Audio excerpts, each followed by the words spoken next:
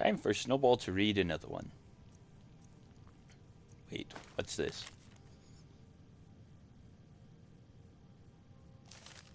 Nah. Short History of Morrowind by Jeanette City. City? City. City. From the introduction. Led by the legendary prophet Veloth, the ancestors of the Dumner, exiles from Altmer cultures in present-day Somerset Isle, come to the region of Morrowind. In earliest times, the Dunmer were harassed or dominated by Nord sea raiders. When the scattered Dumner tribes consolidated into the predecessors of the modern great house clans, they threw out the Nord oppressors and successfully resisted further incursions. The ancient ancestor worship of the tribes was in time superseded by the monolithic tribunal temple theocracy, and the Dumner grew into a great nation called Resdayn. Resdayn was the last of the provinces to submit to Tiber Septim like Black Marsh. It was never successfully invaded and was peacefully incorporated by treaty into the empire as a province of Morrowind. Almost 4 centuries after the coming of the Imperial Legion, Morrowind is still occupied by Imperial legions with a figurehead Imperial king, though the Empire has reserved most functions of the traditional local government to the ruling councils of the 5 great houses. On Vardenfell district.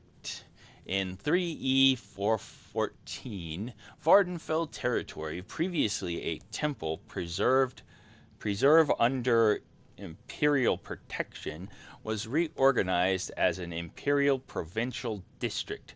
Vardenfell had been maintained as a preserve administered by the temple since the Treaty of Armistice, and except for a few great house settlements sanctioned by the temple, Vardenfell was previously uninhabited and undeveloped.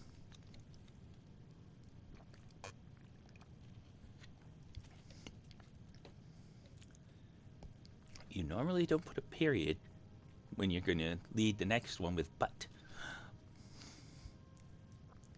But when the centuries-old temple ban on trade and settlement of Vardenfell was revoked by King of Morrowind, a flood of imperial colonists and Great House Dumner came to Vardenfell, expanding old settlements and building new ones.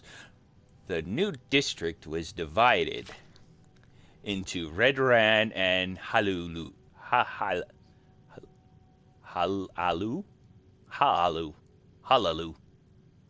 Telvanni and Temple districts, each separately administered by local house councils or temple priesthoods, and all under the advice of and consent of Duke Dren and the district council in Ebonheart.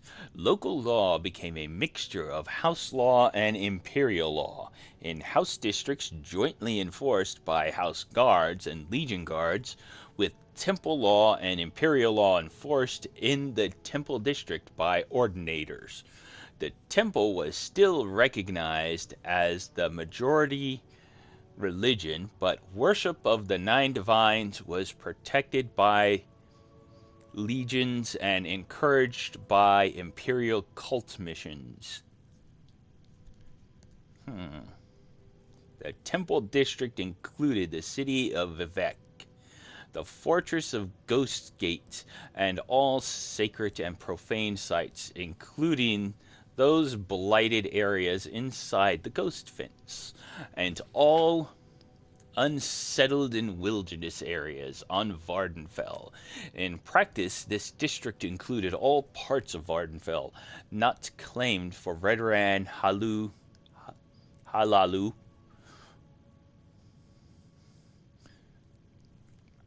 or Telvanni districts. The temples stubbornly fought all development in their district and were largely successful. House Halalu, in combination with imperial colonists, embarked on a vigorous campaign of settlement and development. In the decades after reorganization, Balmora and the Ascandian Isles regions have grown steadily. Caldera and Palagad are Plagad are completely new settlements, and all legion forts were expanded to accommodate larger garrisons. House Telvanni, normally conservative and isolationist, has been surprisingly aggressive in expanding beyond their traditional tower villages. Very odd. Disregarding the protests of the other houses, the temple, the Duke, and the District Council Telvanni pioneers have been encroaching on the wild lands reserved to the temple. The Telvanni Council officially disavows responsibility for these rogue Telvanni settlements, but it is an open secret that they are encouraged and supported by ambitious Telvanni mage lords. Under pressure from the temple, conservative House Redoran has steadfastly resisted expansion in their district. As a result, House Redoran and the temple are in danger of being politically and economically marginalized by the more aggressive and expansionist Halalu and Telvanni interest. The imperial administration faces many challenges in Vardenfell district, but most serious are the great house rivalries, animosity from the Ashlander nomads, internal conflicts within the temple itself, and Red Mountain blight. Struggles between great houses, temples, and imperial interests to control Vardenfell's resource could at any time erupt into full-scale war. Ashlanders raid settlements, plunder caravans, and kill foreigners on their wild lands. The temple has unsuccessfully attempted to silence criticism and calls for reform within its ranks, but most serious are the plagues and diseased